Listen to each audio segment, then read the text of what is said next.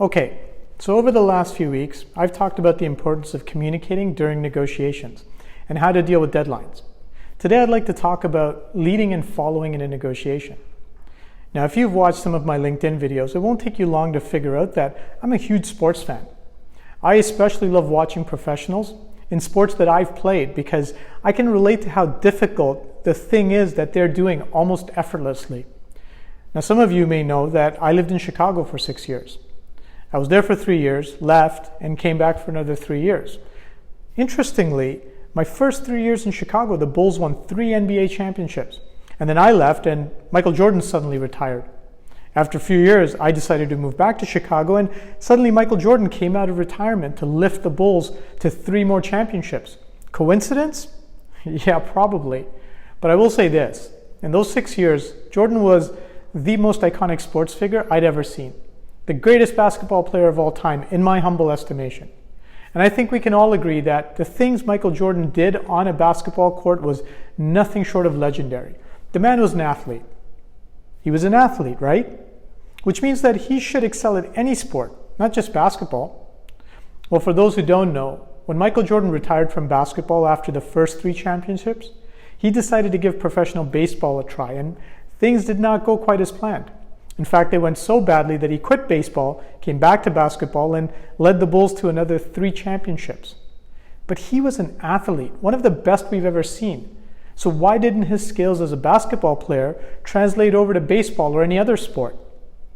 You know, I was a pretty good football player in high school, but I have no idea what I'm doing on a tennis court.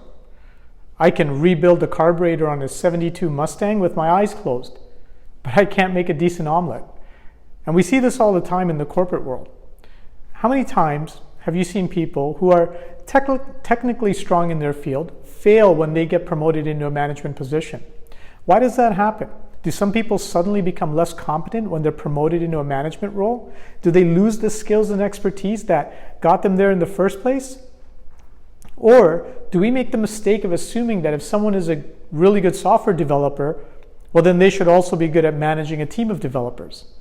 The reality is the skills that make a developer good at software development are completely different from the skills that make a manager good at management.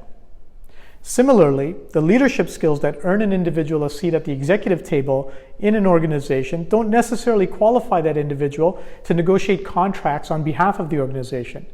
Yet too often in negotiations, I've seen organizations give one of their executives the keys to their kingdom without first seeing if that person was even fit to be king or queen.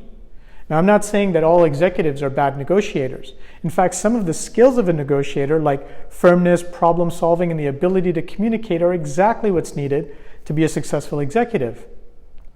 However, there are other qualities that by their very nature may not necessarily be conducive to effective leadership, but are critical to negotiations, like patience. Sometimes negotiations can devolve into a good old-fashioned staring contest. When the 2 sides are stuck on a deal-breaker issue, good negotiators know when to walk away from the table and how long to stay away. Leaders are people of action and sometimes find it difficult to walk away and wait.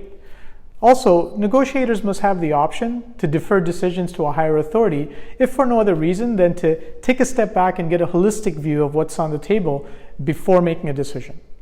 Leaders make important decisions every day and rarely defer to someone with a perceived higher authority.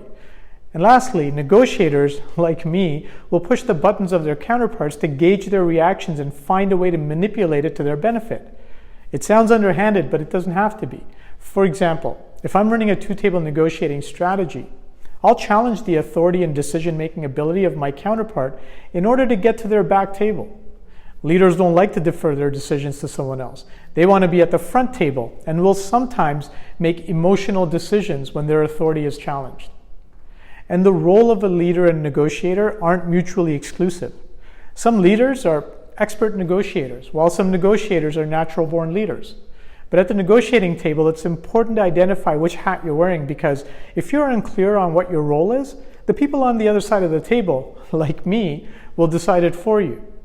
If you'd like to learn more about the different hats we wear in a negotiation or how to run a 2-table negotiating strategy, check out my negotiation workshop at oneviewnow.com.